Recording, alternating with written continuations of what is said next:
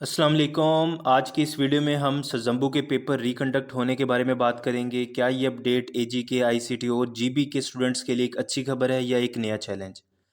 हम डिस्कस करेंगे एमडीगेट 2024 के पर्सपेक्टिव से टेस्ट की नई डेट जो कि 1 दिसंबर 2024 बताई जा रही है, और कुछ और इम्पोर्टेंट डिटेल जैसे कि सिलेबस और फीस में कोई फ़र्क नहीं होगा। साथ ही हम यूएचएस पंजाब और इस्लामाबाद हाई कोर्ट के एक्सपेक्टेड मेरिट का भी एनालाइज करेंगे ताकि आपको एक क्लियर आइडिया मिल सके कि आप कहाँ स्टैंड करते हैं। तो अगर आप सज़म्बू या यूएचएस के एस्पायरेंट हैं तो ये वीडियो एंड तक ज़रूर देखें। तो इस रिकंडक्ट में ना तो आपको एक्स्ट्रा फीस देने की ज़रूरत है, ना ही न्यू रजिस्ट्रेशन की, और जो सिलेबस है सज़म्बू का वो पहले जैसा ही होगा। टेस्ट की डेट इन्होंने 1 दिसंबर 2024 बताई है, और इन्होंने मेन चीज़ ये बताई है कि डिफ़िकल्टी लेवल जो होगा वो सेम जैसे यूएचएस का हुआ था वैसा होगा। तो अगर पेपर सेम जैसे यूएचएस का हुआ है वैसा होगा और वहाँ भी बच्चों ने 190 प्लस काफ़ी बच्चों ने मार्क्स ले लिए, तो फिर मेरिट कहाँ पे जा सकता है। अगर अभी तक हम देखें तो कोटे की सिर्फ 3 सीट्स हैं, साहिवाल, सुरगुदा और डीजी खां में सज़म्बू वालों के लिए। सज़म्बू के बच्चों की ओपन मेरिट की सीट अभी तक ख़त्म कर दी गई है, तो अगर अभी वो पेपर में बेशक 190 प्लस भी मार्क्स ले लेंगे तो यूएचएस के बच्चों पर इफ़ेक्ट नहीं आ सकता। लेकिन अगर पॉलिसी चेंज हो गई और इन बच्चों के मार्क्स भी बहुत ज़्यादा आ गए और पॉलिसी चेंज हो गई तो मेरिट 95 तक भी जा सकता है। और इस साल यूएचएस के एडमिशन भी बहुत लेट होने वाले हैं, क्योंकि कभी भी रिकंडक्ट होने के बावजूद भी 1 दिसंबर तक दिसंबर का फिगर कभी भी टच नहीं होता। इस बार दिसंबर को पेपर हो रहा है, आप खुद आइडिया लगा सकते हैं कि दिसंबर को पेपर हो रहा, फिर उनका रिजल्ट आएगा, उसके बाद कॉलेज वाइड लिस्ट लगेगी।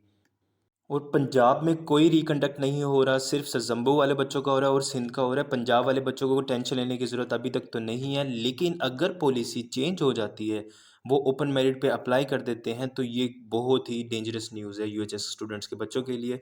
तो जो बच्चे 94 पर बैठे हैं और वो अपने आप को समझ रहे हैं कि वो उनका एडमिशन हो जाएगा, तो 94 वाले को तो बिल्कुल नहीं होगा। अगर सज़म्बू वाले बच्चे ओपन मेरिट पे अप्लाई करेंगे, लाज़मी तब मेरिट 95 प्लस ही जाएगा। अगर हम लास्ट 2 इयर्स का देखें तो सज़म्बू का पेपर बहुत ही इजी आ रहा था एज़ कम्पेयर टू पंजाब, लेकिन फिर भी पंजाब वाले बच्चों ने रिकंडक्ट नहीं करवाए, क्योंकि पंजाब में लोग प्रोटेस्ट नहीं करते।